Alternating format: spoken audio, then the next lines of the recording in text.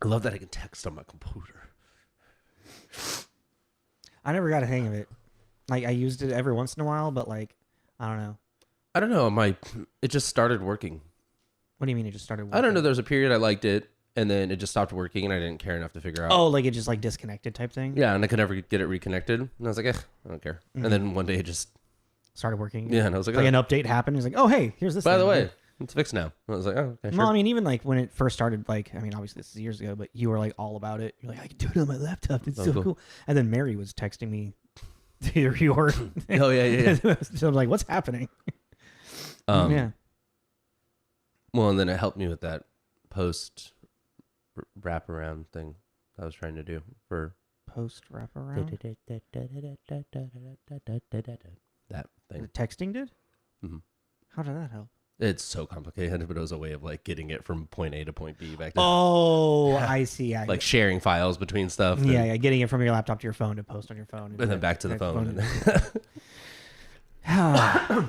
Didn't help. Did it get flagged? Not yet, no. Oh. But it doesn't put nothing. I'm not going to talk about it on here like in detail, but has it gotten flagged yet? No. Will it? Very possibly. I don't think it will. If it hasn't yet. It's a great soundtrack, though. It's been stuck in my head ever since we... It is a great soundtrack. The other day when it was playing in the living room, I didn't realize that it was the credits rolling. It was just playing. I was like, man, they reuse this a lot. Like, what part of the movie is this? This feels like... And I'm like, oh, it's the end of the movie. That's fine. Anywho, I think we can go. This is Tommy. This is Jacob. This is Tommy and Jacob's Mixtape.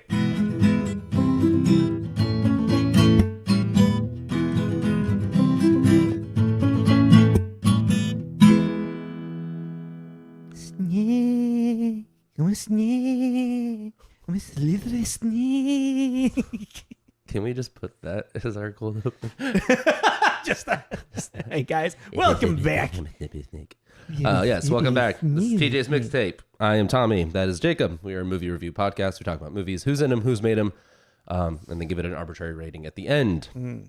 But before we get into everything, we do play a game. At the end of every episode, we randomly generate 2 stars and then connect them via co-stars and movies they are in together the following episode. So last week we had Christoph Waltz. Thank you to Adam Driver, which I thought was going to be a lot more difficult. No, did you start last time or I start last time? I can't remember, but I'll start it off this time. Okay. Sorry, I just needed to rub the crusties out of my eyes. So yeah, no, this was a lot easier than I thought it was going to be. But yeah, so Christoph Waltz is in Django Unchained with Samuel L. Jackson, who's in Split with James McAvoy, who's in Victor Frankenstein with Daniel Radcliffe, who's in a romantic comedy called What If with Adam Driver. Which actually has one of my favorite Adam Driver quotes in it. Because Adam Driver plays just kind of like this, I don't know, I don't want to say douchebag, but not his regular type, but he's sitting there, Daniel Radcliffe's his best friend, and he's like, I just had sex, and I'm eating nachos! My life is awesome! Oh, yeah, I've seen that. Yeah. Mine, funny enough, was Waltz to Inglourious Bastards. All right. To Brad Pitt, who's in Once Upon a Time with Leonardo DiCaprio. Okay. Leonardo DiCaprio's in The Departed with Matt Damon. Matt Damon is in The Last Duel with Adam Driver. Oh, yeah, very nice. Mm-hmm. Funny that we both, well, I mean, Christoph Waltz is in so many Tarantino movies now. Yeah. I feel. I didn't even realize it did 2 Tarantinos. Wait, did you? Oh, yeah, Once Upon a Time and yeah. Inglourious Bastards. I just realized that. So I'm trying to think. Christoph Waltz is only in 2 Inglourious Bastards, or in 2 Tarantino films, Inglourious Bastards and Django Unchained. Mm-hmm. Huh. Iconic. I think and they were kind of like back to back. So yeah, right, yeah. Weren't they? Yeah, it was Django Unchained and then Inglourious. Yeah. But yeah, so at the end of this episode, we will randomly generate 2 more, and if you want to play along, then put it in the comments what your connection is. Excuse me. There we go. Today, we're kind of doing a weird thing. Well, it's technically a review of 1997's Anaconda. Yes. But we went and saw the most recent Anaconda. I've been calling it The Anaconda because that's what their movie is called. It's a way to separate the 2 in your head. Yeah, the 2025 Anaconda. I'm thinking the 97 and the 25. Yeah. Is how I'm doing it. But we saw that Christmas Day on its opening release, and it was extremely fun. Very fun. in hindsight, kind of forgettable, but fun. Yes. At the moment, it was fun. Mm-hmm. It is something that I would happily play in the background, but I can't really remember what happened in that movie. I mean, that's fair. And that's kind of what it is. And I feel like this might bring up a little bit of discussion of like the reboot, reimagination, Hollywood not having any original ideas. Maybe a little bit discussion later. But ultimately, we figured with that one, it'd be kind of fun to just go back, rewatch, or watch for the first time. Yeah, never seen it. The 1997 Anaconda, and do, I don't want to say like a necessarily comparison, but like a review of that one and kind of talk about the differences. Obviously, true big differences. They're literally two different films. Mm-hmm. But yeah. Well, let's begin off what we generally do. Did you like it? Did you like 97? So when we were discussing this, there was a miscommunication. I thought we were just, as you know, but I'm telling the audience, the people listening, I thought we were just going to review the 2025 one, the Anaconda. And I was like, oh, I'll just put on the original one just for reference. And then started watching it, and I was like, oh, this is kind of fun. And then got really annoyed with John Voight. Yeah. Because I thought it was just annoying as shit. And then I turned it off, but I was like, oh, that was fine, I guess. And then I went back again to watch it to do the review, and I had a really hard time paying attention because it then, I don't know, like psychologically became homework, and I was already not interested. Mm-hmm, mm-hmm. So kind of, I don't know. I was kind of this. I'll have a completely formulated thought at the end of this once we discuss things. That's totally fair. Because I don't know if I liked it or not. It was everything that I remembered it being: the good, the bad, and the really bad. It's not great, but I enjoy it. Like you know what I mean? Yeah, I mean, I have a sense of nostalgia for it, kind of like the characters in the Anaconda, the 25 one. You know, I think in modern day 1997 gave us some of the most iconic movies of the 90s. Yeah, like late 90s, because 97 we're going to get into it later, and I want to bring up what came out. 97 was kind of crazy on what, I'm not saying they're great movies, I'm saying they're iconic movies. Yes. Like it has a cult following like what this one does, or just like they became part of the zeitgeist for till now. Like even now they might be phasing out a little bit, but they're still there, you know. We're holding on. The millennials are holding on. Yeah. But for those that haven't seen it, a quick little synopsis of 97's Anaconda. A film crew is shanghaied into helping an insane hunter capture a giant snake. And I really want to put the capture thing, because that's wild. Yeah. Because I was kind of thinking, this is kind of Moby Dick in the Amazon. Yeah. Kind of like an Ahab kind of thing. Yeah, 100%. But it's crazy that he wants to capture the thing. Like if he was just like, I want to kill it, then he'd be like, okay. Because he wants to make money. Well, yeah, but I don't know, sell the skin. I'm like, it's a 40-foot long, or I don't know, 20-foot long. This one I think is like 35 to 40. Yeah. This one's unrealistic. I don't know. The legends say. Well, yeah, I mean, it's the Amazon. They're still finding shit out there that they didn't know existed. So yeah, 100%. The largest I looked it up. The largest documented one is like 20 feet or something. You don't. There could be a 40-foot anaconda somewhere out in the Amazon. Like it's not that crazy to me. No, 100%. I mean, because even like a biologist is like, no, that's not. They physically cannot get that big. I have no idea. I mean, I feel like indigenous tribes have said that they've seen ones bigger than that. You know. Yeah. You know, there is. It's documented as not well documented. Yeah. It's like word of mouth. Like, like Sasquatch. That's kind of a jump, but sure. Is it? I don't know. Anywho, it's a jump. All right, so yeah, this came out April 11th, 1997. It was the #1 box office film for 2 weeks. Yeah. And then slowly fell. I don't know. I forgot to write down where it fit for where it was for the year. 23. Which is not bad. No. I think this is a good time for you to kind of bring up the other movies that came out in 1997 in comparison. So, 1997, for those of you that may be too young or just don't remember that year particularly. Well, first, how many movies did you see? Like 45 over. Okay, I had 29, which I thought was kind of low. But first 5, Titanic, Men in Black, Jurassic Park 2, Lost World, Liar, Liar, and Air Force One. Those are the top 5? Those are the top 5. Yeah. Right? Iconic. Yeah. And then Good Will Hunting. Matt Damon, Ben Affleck, Welcome to the World. Yeah. Face Off, Batman and Robin, George of the Jungle, Con Air, Contact, Hercules, Anaconda, LA Confidential, The Fifth Element, Mouse Hunt, Devil's Advocate. Like, you know what I mean? Like 97, there was just like a lot of Oh, and the Razzies winner, most ever wins, The Postman. Yes, The Postman.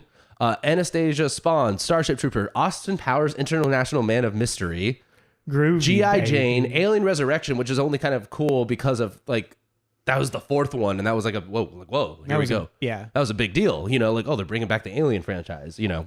Well, And I'm thinking about looking at the lineup in 1997, looking at the showtime, calling in, listening to the showtimes, and just hearing all these movies. like, around. I don't know which one do I want to see? Well, Donnie Brasco, even Private Parts, which is just kind of, I think is kind of crazy that he had his own fucking Howard movie. Stern? Yeah, movie. Oh, yeah, I mean, he got that big. Yeah, like Well, and that's also it's the story of how he became the shock jock through his lens. I Yeah. guess, you know, it's just like you go through this list and it's like Event Horizon, like there's like Chasing Amy, there's 97 was kind of a crazy year of like shit the coming late out. 90s in general, because I mean, we've talked about this with 96 and, Yeah. by 99, I'm pretty sure 98 is just as much. I mean, it was at this era, this like 5-year block of like, I would say like 96 to 2001 is this weird peak time of movie making, Mm-hmm. like it's the Full Monty. the pinnacle of the cinema, of the CGI that's just now getting done, just now being discovered. You're seeing either really good CGI or really bad CGI, Yeah. Um, Well, then you have like Selena. Selena came out too. mhm. Well, because then that's what And I you have mean. the rise of this is the last block, the last era of what would probably be like the new Hollywood star What I and think the rise of them. What I think too is going through the list is that there are a couple bangers in for every single genre. Mm-hmm. Like Selena, biopic. Donnie Brasco, mob, Crime thriller Biopic. thing. Austin Powers, International Man of Mystery. Raunchy comedy starting a franchise. Men in Black, Satire. sci-fi action, starting off a franchise. Like it's just kind of crazy. Liar, Liar. Jim Carrey is there. This is Jim Carrey's peak. Mm-hmm. This is when he's like one of the biggest names in Hollywood. Lost World, Jurassic Park 2. That's crazy. Wait, there's a sequel to Jurassic Park coming up? That's cool. Let's check that out. You know what I mean? Like, it's just like, whoa. Just kind of cool. And you were 4 years old. 97 was a cool year. What do you... God, that's weird to think about. That you were 4? Yeah. Huh. Puts you in a place, doesn't it? Well, because a lot of these movies I just watch so much that I don't think about Men in Black being that old because I just watched it throughout my entire Yeah, life, that's fair. basically. So it's like I don't... I mean, that's how I feel about a lot of John Hughes films. I really don't think I've ever sat through Titanic. Really? I don't think so. I have no interest. I've seen enough clips of it that I know the movie very well. That's fair. Like I always think of that scene with Kate Winslet and they're spinning around and the other yeah. one's Arnold. Ah! Yeah. There's when it's sinking and then everybody's falling and then there's this one scene where this guy like falls into the propeller and it makes this dunk Yeah, like he sound. bounces off of it, right? Yeah. And not supposed to be funny, It's funny though. but it's hilarious. All right, let's get into this. So Anaconda coming back. This one was directed by Luis Llosa. Didn't really have much of a career following this, or even, he was on something on a rise, maybe. He did, in 1993, movies called The Sniper and The Specialist, Sylvester Stallone, and, they were just action movies. Yeah. I feel like this would have been if this movie would have been like a banger, this would have like, shot him to the stratosphere. I mean, this movie is a banger. He won worst director at the Razzies. But this movie is a banger. In its own way. In its own way. Not in the way that you might be thinking. I mean, Yeah. This I wanted to find some little bit more history on like the writing and the production of it. couldn't find anything either. The best thing that I was able to find is that Hans Bauer wrote the story for it, who also did the screenplay for Titan E. And funny enough, a couple years later, the story for a movie called Komodo about a Komodo dragon. I thought that was fucking hilarious. Yeah. Sorry, I didn't mean to cuss. So that felt really aggressive, but I thought that was really funny. It was funny. This script was then bought by Sony, and then Jim Cash and Jack Epps Jr. Wrote the screenplay for it, who we did with Dick Tracy, and they also wrote Top Gun, Turner and Hooch, Flintstones, Viva Rock Vegas. So This definitely was just kind of like more of like a Sony pushed project type thing, you know? Yeah. What you looking at? I'm just kind of curious. 90s creature movies. Oh, yeah, I meant to look them too. I mean, we got Lake Placid, we got Anaconda. I mean, Mimic and Relic, I guess you can kind of say. But Natural one. I mean, during this, I mean, this is also like Deep Blue Seas come out around this time. I'm drawing a blank. But yeah, are you getting anything? Well, on someone made a list on IMDb, and it's like a lot of them are like, Dead Alive, Leprechaun. Yeah, that's not the list you're looking for. Well, no, but then Piranha, there's one. Or Yeah, just like Lake Placid. There you go. Yeah. Shark Attack. I'm just trying to see like maybe they were just trying to cash in on the big monster thing. I think this is kind of just it's the beginning of it. It's now we're at this point, it's like, oh, well, we've had so many films that are, these like monsters from another dimension or monsters from space or an actual like monster from hell, shit like that. Yeah. Where it's like, well, what if they just, well, this is a real thing. This Anaconda, that people don't know about this 20-foot snake. What if that? What if that? Rawr, rawr, Yeah. rawr, What if there's a snake? There's a big snake. and it's a big snake, and the big snake is real. So when people are like, well, don't go to the Amazon. There's big snakes out there. I think there's a million reasons not to go to the Amazon unless you're like an indigenous person that knows what they're doing. I think the Anaconda is one in the top 5. Yeah, but there's so many things. There's so many things. It's like going to I think the number one thing would be the indigenous people that don't want you to be in their fucking spot. Well, but I don't know. I feel like it's outback in Australia. It's like the whole thing's designed to kill you. Like yeah, they got bird-eating spiders in Amazon. the Dylan Moran jokes. Yeah. Like, like swimming knives, they're all in there. Excuse me. All right, well, let's get into the starring really quick.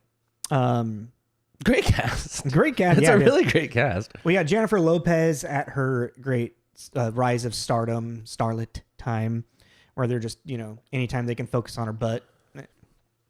Just all of her assets. Well, it's interesting is how John Voight's character is just leering at her. Well, there's like, even when I was looking up Anaconda gifts for the promo and stuff, it's just that if you could put that one right there, that when she's like fixing her hair, I was like, I was like, John Voight, man, what a weird guy.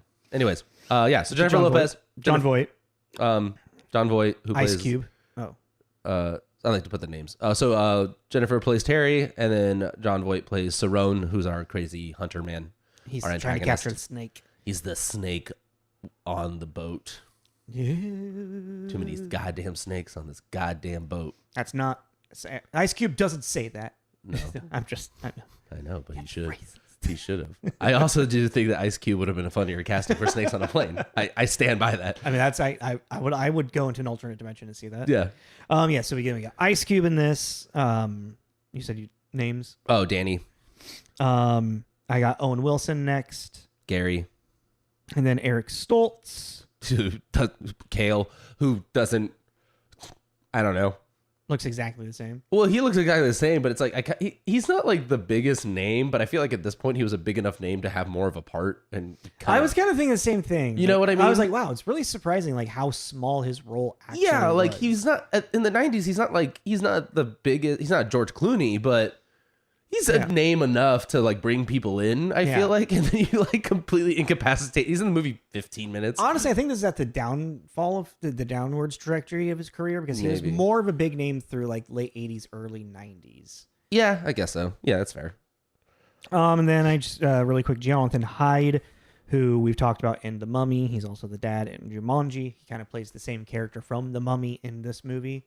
Yes, just a little bit more of a backbone by the end of it, a little bit.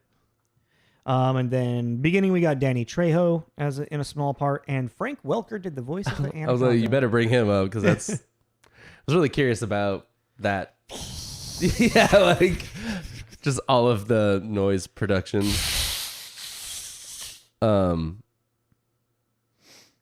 Yeah, that's kind of everybody. I mean, Kari. Oh, the redhead. Yeah, I didn't I didn't recognize her for anything else. She's in Eight-Legged Freaks and Thinner. Are her two known for? Oh, she's a voice actor now. Ah, okay. Oh, yeah, she does a lot of voice acting. Okay. Yeah. So that's that. Well, let's get into our reviews here. And just really quick, I mean, I did read a quick review of the 2025 Anaconda. Mm-hmm. Just kind of like mentioning it brought up about how it's fun, but it like lacks a little bit of like groundedness in a sense, but that's what makes it fun. Well, and I think they fuck up the ending too. Oh, by having too many like. No, like the very last thing. You don't want to. Not trying to spoil it. Okay. No. But And that was literally just a fucking fan feeding thing, you know. Yeah. Like when that person showed up at the door. I'm talking about that scene. Yeah, I know what you mean. Yeah. Okay. I know what scene you're talking about. Yeah. I just was like, it was unneeded, but it was also I think it. What's really weird about that is that it leaves it open for them to maybe do a sequel, which I really hope they don't. Or have it be a fun, just I'd little be like really down for a sequel. have it just be a fun little like joke button ending, you know. Yeah. But reviews for this one, for the 1997 one, it's got a 4.9 on IMDb. That seems crazy low to me. It's same. I think all of these are crazy low, actually. Well, like just Ish. because from because that's from like user reviews. Yeah.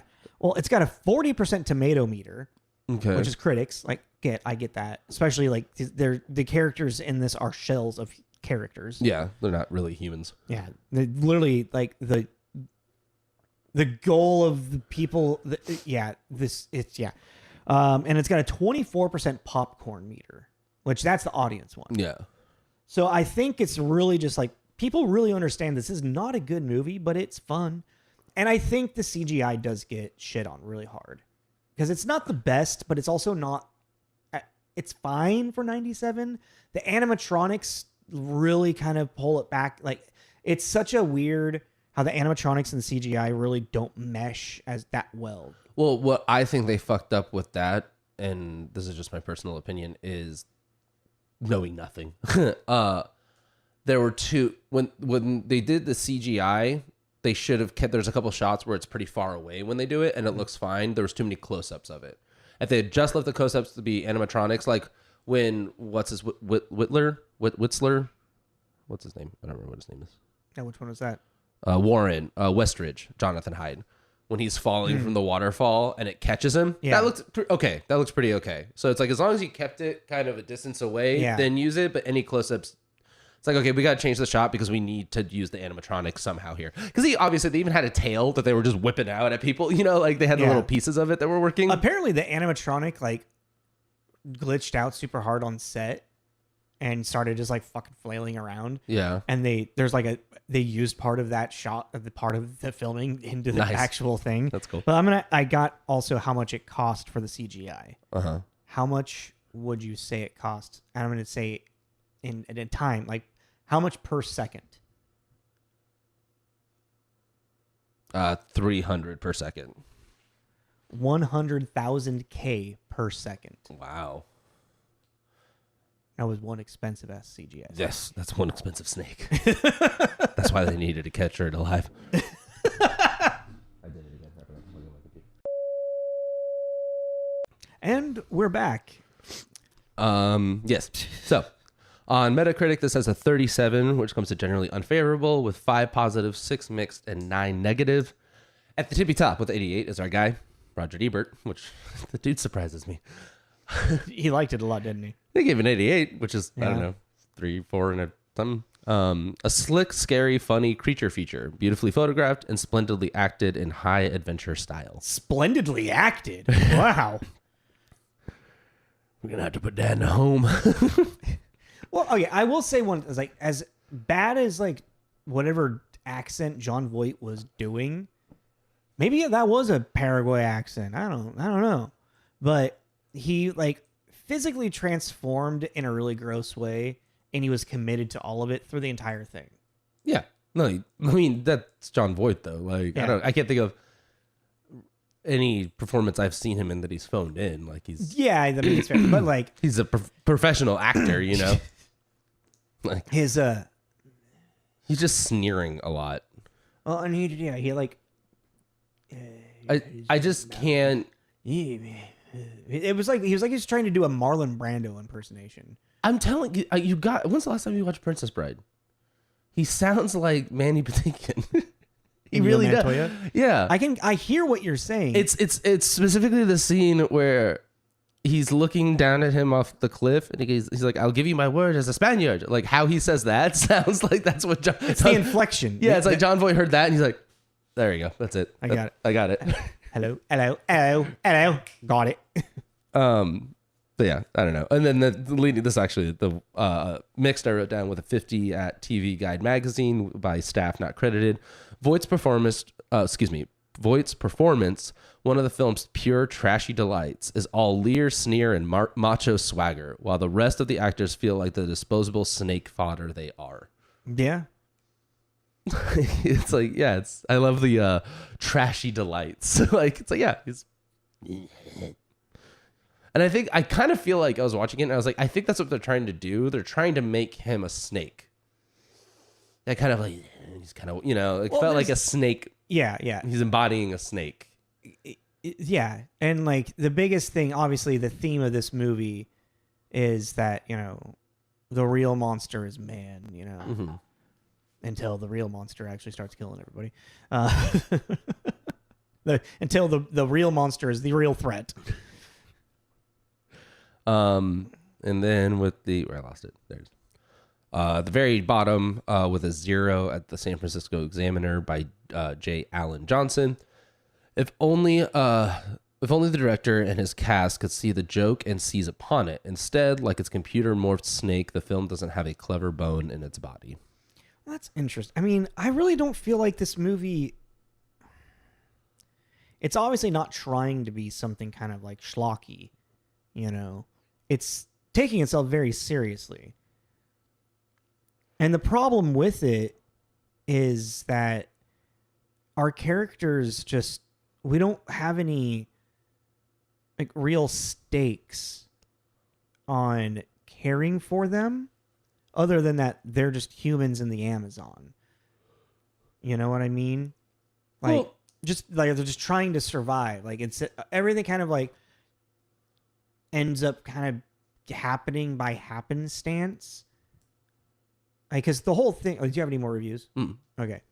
The whole thing is like they're this, documentary film crew that's going out to film, like find and film this, attempt to find and film this indigenous tribe. Yeah. And they happen upon to find John Voight's character. And when I was watching, I was trying to like, I think he actually starts sabotaging them actually. And he doesn't. It just happens that I guess he kind of... No, he is sabotaging them. Oh, at some point. The Hornet. That's right. Well, and that was like, but that just goes also into bad 90s writing. Yeah. Because it's like, they just like, I was sitting there like, how did the Hornet get... And then how did the Hornet get into that situation? And then they even go... And then just with a little dialogue, he admits that he did that. And you're like, okay, but did what? He put the Hornet into the breathe line. Yeah. Okay. I don't know. Just the whole thing is just wild. Yeah. Like, you're like, all right, sure, I guess. And then why'd he save him then? To show that he's a good guy still? I don't know. I mean, he's not trying to murder anybody. He's trying to get people. He's just trying to get a snake. And then he's eventually like, all right, now everybody knows that I'm going to kill everybody. I guess so. And him and Mateo were in it from the beginning? Yeah.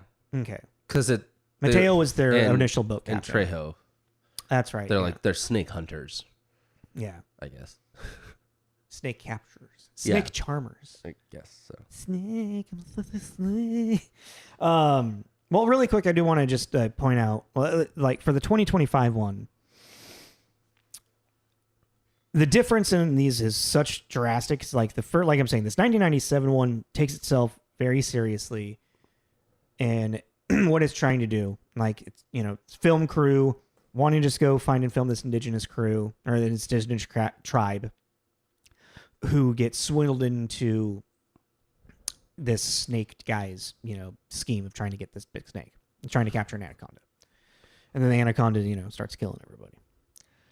In this new one, we're living in a world where the 97 movie exists, and these friends who wanted to be in film, wanted to make it in Hollywood, never could, decide to make a spiritual successor / remake / sequel.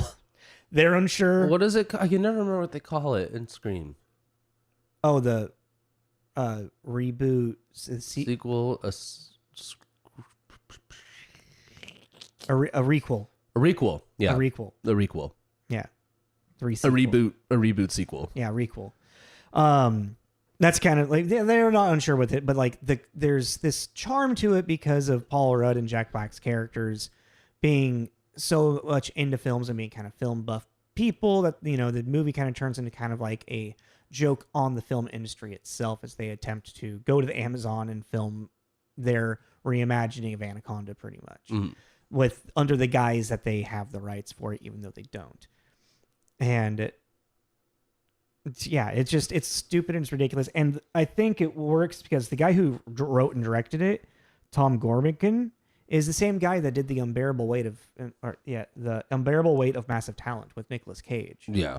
So, and it has that feel to it, that very much self-awareness, like lens of postmodern, existence to itself, I just also think in this day and age too, going back to the 97 one, and maybe it's because it's just times have changed, but I think I was thinking about what you said about not really caring about the characters.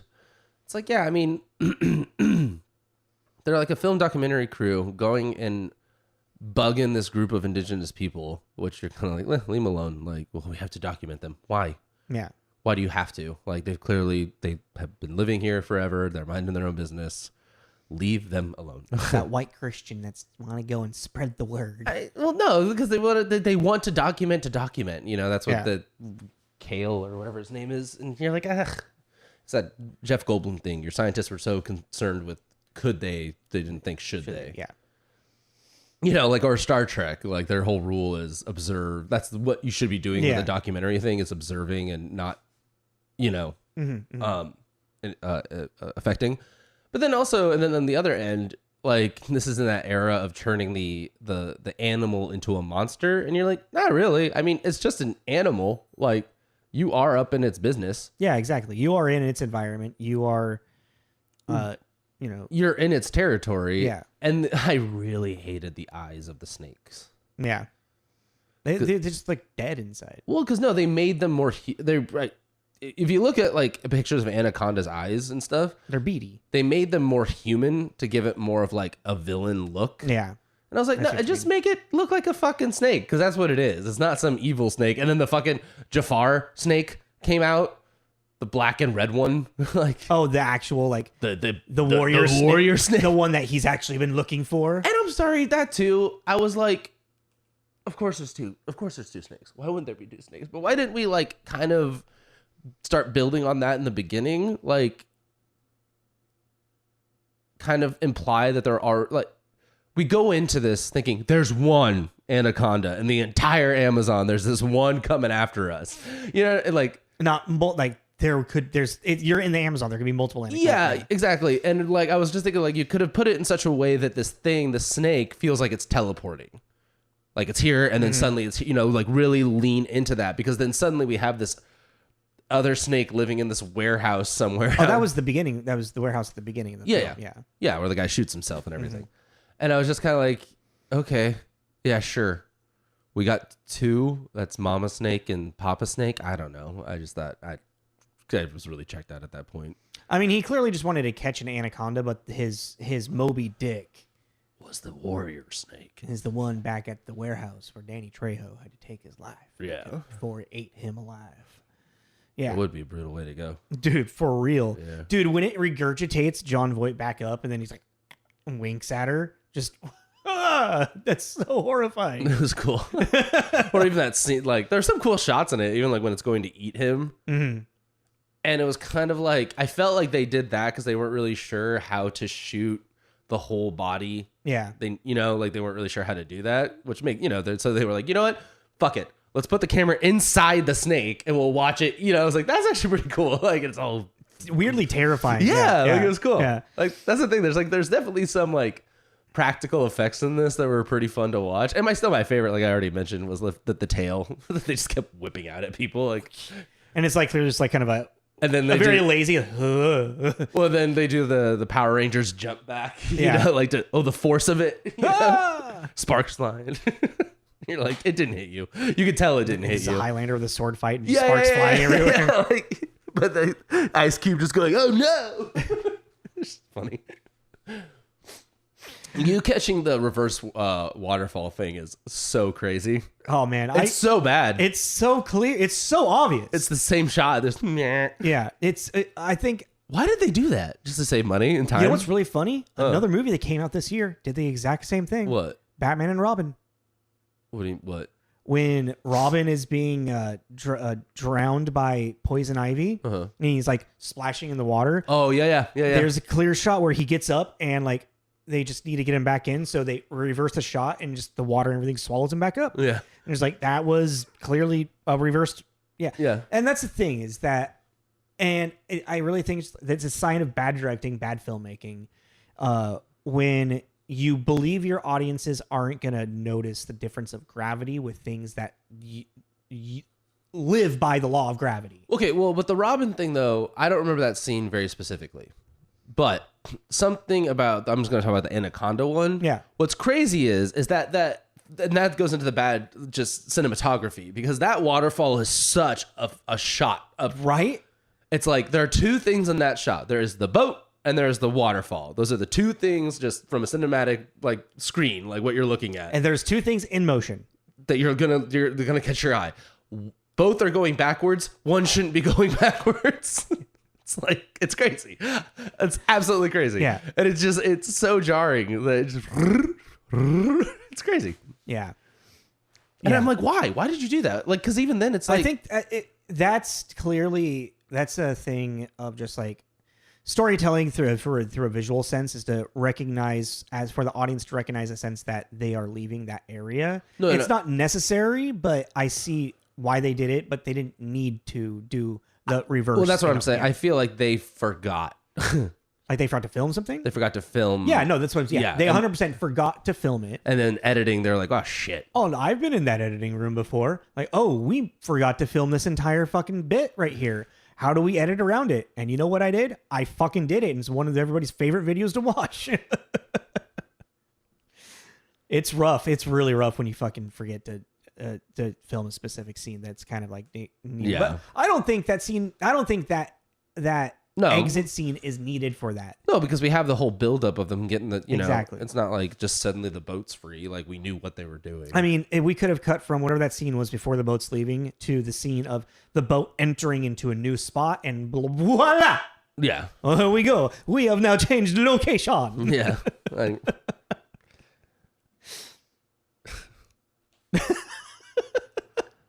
That's exactly, I mean, right there, I think that shot right there is 100% like give the Razzie Award to your director.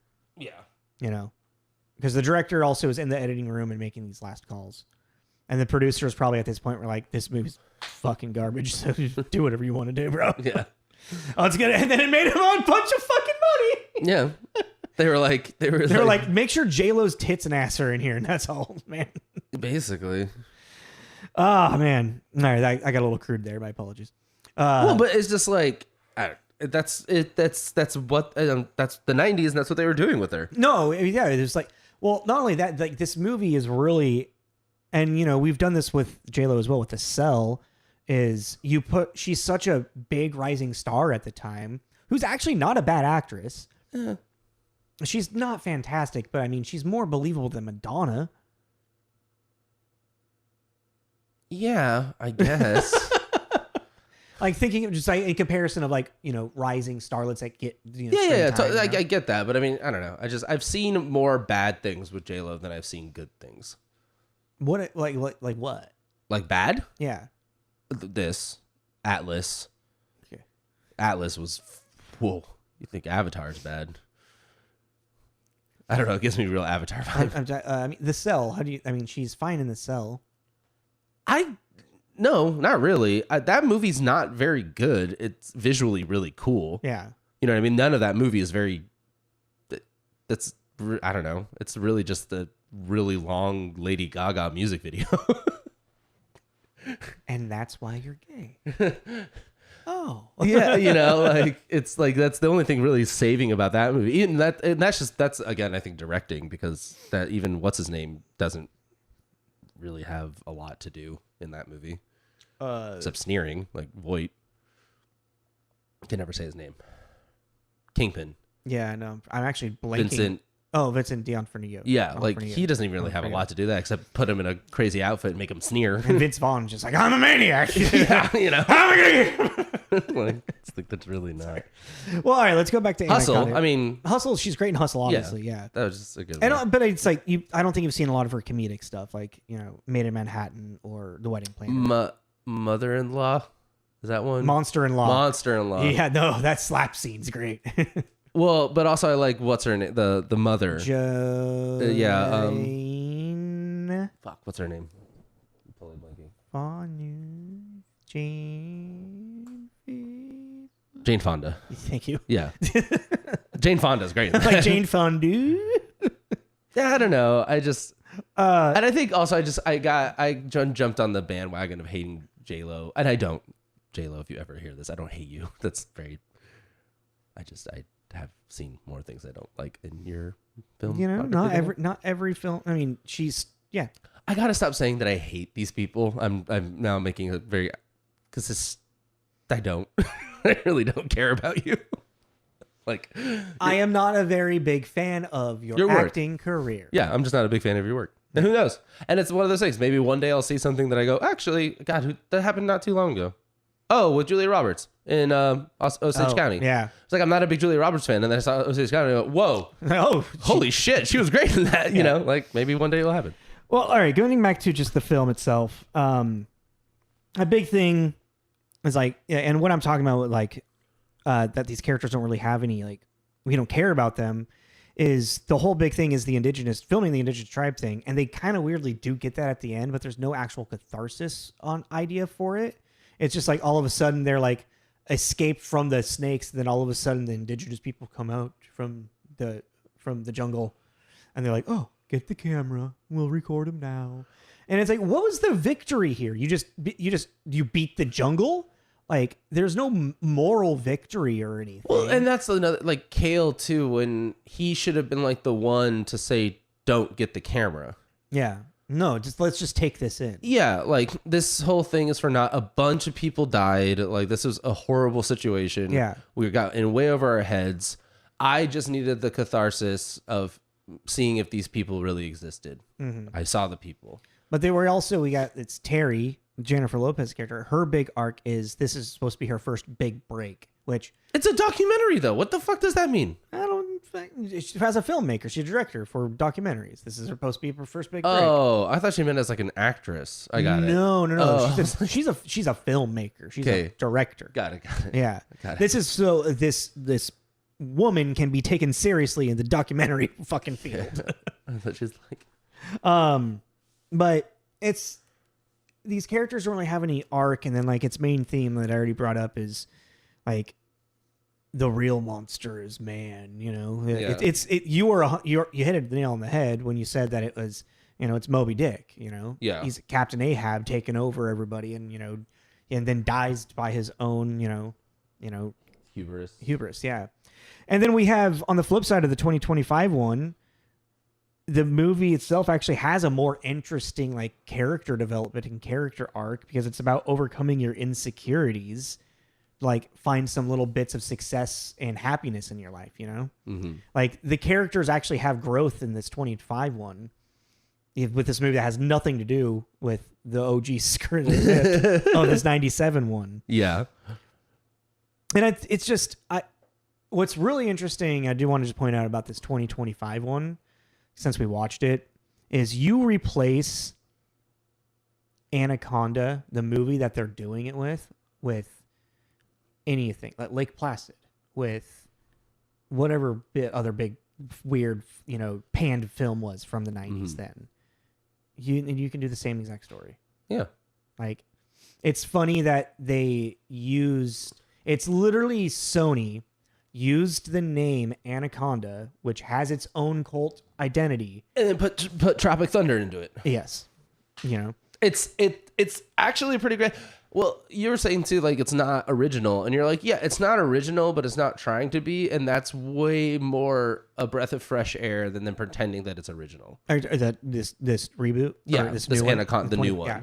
Like, for them to go, yeah, fuck it, we're just gonna really wear the non-originality on our sleeves and try to just put some fresh air into it. And I think the only reason that works is because the writer-director, the guy that did the Unbearable Weight of Massive Talent. Yeah, but I'm just saying, and also they really leaned into the snake, the anaconda that they're up against, being monstrous. It is a monster snake. It is not. It's nowhere. It's an 80-foot long. Yeah, anaconda. it's not a real anaconda. No, it is a it is a monster. It is a fucking dinosaur. It's a dinosaur. Yeah. It woke up after the Cretaceous period and went, yeah, I'm just trying to choose violence, but. It's, say what you will about Tropic Thunder and everything. I know it's offensive. There's a lot of offensive things in there, but boil it down to what it is on paper of, okay, we have these actors and they're planning on doing this thing, and then they suddenly get put in the real thing. Yeah. That's funny. That is just inherently a funny idea. And then especially like Tropic Thunder is funny because they don't know that they're in the shit until like way later into the story arc. This, they start realizing, and that's where this becomes kind of like more of a horror movie of like and now they have to survive. They put themselves in a really bad situation without realizing the weight of the situation. Yeah. And then, okay, I do want to also point out in the 2025 one, the brilliance of the costume design for everyone. Where specifically Jack Black, the beginning of the film, he looks like he's dressed like Peter Jackson filming Lord of the Rings. And then it turns into kind of like a Steven Spielberg-ish look. And then by the end of it, he looks like Stanley Kubrick. Yeah. And I was just like, this is brilliant costuming. And then Paul Rudd looks like he's dressed as Alan from Jurassic Park. And then even Thwandy Newton, she's dressed as Laura Dern's character from it. It like, for their characters in the movie. It's just so well done, actually. It's a really fun movie for literally film nerds. Yeah. And then if you are a film nerd, you should just watch 1997's Anaconda to have context. Well, it's like I watched the 25 one without ever seeing this one. Did. And you don't need to. No, you don't. I mean, it was funnier kind of because then they were talking about John Voight. And I was like, what is that? And the second he came on screen, I went, oh. Yeah. Right. This guy's a lunatic in this. Like, okay, this is so many choices he's making. Do you think Angelina Jolie and J-Lo are the same age, roughly? Yeah, roughly, right? Pretty close. Yes, I would say so. I think Jennifer Lopez might be 3 years older. I'm getting real specific. Who's that? 56 is J-Lo. Oh, I think Angelina's like 49. Oh, no, Angelina's 50. Oh, yeah. 6 years apart. I was just thinking about John Voight making out with J-Lo being the same age as his daughter. Well, I mean, okay. She, for one, was using her feminine prowess to distract him so they could knock him out, I'm just thinking about like the old actor making out with the hot young starlets thing. Is just creepy. The touch of a woman in a long time. It's just gotten creepier and creepier the older I've gotten. And it's just going to keep getting creepier. Yeah. Original Sin. Sexy. Yeah. Just Angelina Jolie and Antonio Banderas at his prime. Both of them are boning. That's a hot movie. All right, I don't think we're talking about the movie anymore. Do we have any more thoughts about Anaconda? My Anaconda don't. I set it up. I was holding it back. I was wondering if it was going to come out. Like my Anaconda. No, not really. I mean, it's a silly thing. It's fun for what it is. both of them. The 97 one clearly was trying to be a little bit more of like this serious like thriller suspense. And it would probably, I remember watching it when it came out on a VHS when I was younger, when I was a kid, and liking it. It didn't scare me, but I also, watched a lot of scary movies around that age. So like I was kind of numb. I could see it. Maybe it's, scaring some people, but at the end of the day, I think the CGI and the animatronics don't blend well enough to where it starts to feel very hokey really quick, even in 1997. It's the Alien 3 thing. Yeah. Yes. That's very, yeah. It's just, we were in this. Even Jumanji did it. With a lion at the beginning, or when Alan first gets out. It's like there's an animatronic, and then they do like the CGI, and then switch back to the animatronic, and it's like this is very clearly two different designs. Well, it's in this period of growing pains with this whole thing, and it's just, I don't know, it's just hard to navigate. But I mean, you need to have these big swings like this movie and Jumanji to see like what's working, what is no, totally. Like Samuel Beckett, the French artist, 60s, fail again, fail better.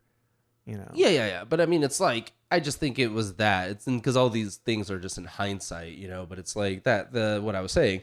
I think a lot of it would have been fine if they just really focused on their perception of where is the snake versus where we're going to be watching it. Mm-hmm. Because, the snake feels like it changes sizes multiple times. Yeah, and it's like I said, when the guy's falling from the waterfall and the snake catches him, that thing looks fine. It's kind of a cool shot too, because it grabs him and then it really plays with the whole. Well, that snake, whenever it did capture somebody and wrap it up, I feel like was always kind of a cool, execution and cool looking idea. But sometimes, like when it was too close, like the one with Owen Wilson, it was too close, and you could tell that there really wasn't a snake around Owen Wilson. That's what I'm saying. And it's like, it's really just a distance thing and a playing with lighting thing. Mm-hmm. Because even then, it's like a lot of those, okay, fine, we're going to have more of a close-up. And all right, we got to make this shot darker. So instead, let's do this at night. Mm-hmm. Because, it's really glaring, But that's all hindsight. And especially with dealing with new technology, it's kind of like, I'm sure a lot of the shots, they were like, fuck. Well, especially if like for 100K per second. Yeah, that's how much it was costing. Like, we already did it, so we're gonna use it. Like, yeah, it's like we can't really afford to put any more money into it now. Yeah, it's gonna. This is how it lives. I'm sure. I have to imagine there's at least a few scenes there. Like, well, that didn't really turn out how we wanted it to. But what are we gonna do? We've already put $43 million into this fucking snake.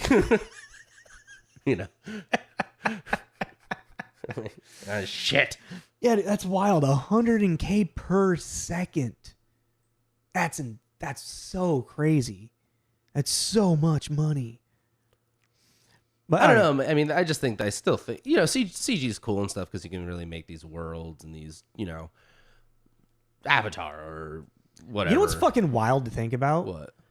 You could probably use ChatGPT AI to make that CGI snake, and it'd be better from just a 1,000% fucking thing right there than what they were doing in 97. But I was gonna say, it's like, that's why I always like I like practical effects because they are creative. Not saying that people that obviously there's creators. What I mean is like on the fly, like sitting there like, okay, we got this giant snake puppet. What are we gonna do with it? Just think it's fun. Still, my favorite thing is the tail. I love the tail. For some reason, I thought Mr. Big was here. I don't know why I just thought that. That was weird. What do you want to give it? Oh, man. 2.5. I'll go with 2. Which is funny. I said a 4.9 for IMDb, and you're like, that feels low. And we just gave it essentially a 4. Yeah. For me, I'm just saying that, just people are really protective on their nostalgic properties. And I just figured that this is one of those things where it's like, it's nostalgia lives in the fact that it's not good. Yeah. Like I say it too. It's like I was watching a reel earlier today that was like this guy writing a script of him being arguing with himself, but he's like, two characters: the person that likes the bad movie but understands it's a bad movie, and the person's like, well, what, like, isn't just all opinions like a movie? It's art, it's objective, so like, if I don't think a movie is bad, doesn't that just inherently make it good for me? And the guy's like, well, I'm a film critic, and like there's like, you know, parameters that'd be like, this is inherently a bad movie. So, but I can still like a bad movie. You just have to acknowledge that the movie isn't good. And, you know, two ideas arguing with themselves, you know? Yeah. Sorry, I was just also trying to figure out where the Phantom was. That's 19, like when it came out? No, like in our... That's like season 2. It wasn't that long ago, was it? Yeah, it was. It was when we started doing actual like full blocks of, you know, like 4 movies for something. Because that was the comic book one. So I want to say we did Dick Tracy with it, the Phantom. Yeah, we did. Rocketeer, maybe? I don't know. Between 60 and 80, I'm going to say. Is that really? No. Well, because I was just trying to see, like, what we gave the Phantom. Do you have it saved? No, I haven't. I was just seeing what episode. So, yeah, episode 195. 195. Yeah. Oh, okay. Is that in here? Yeah, 195 is in here. I just want to see what we gave the Phantom. Because they feel very close to me in Like feel and like vibe and stuff? and everything. But I think the Phantom's better, just like from a story point. I would assume we gave like Phantom like a 2.5. We gave Phantom a 3. Oh. I think you probably fought for that 3. Fuck yeah, I did. I did not feel bad about it.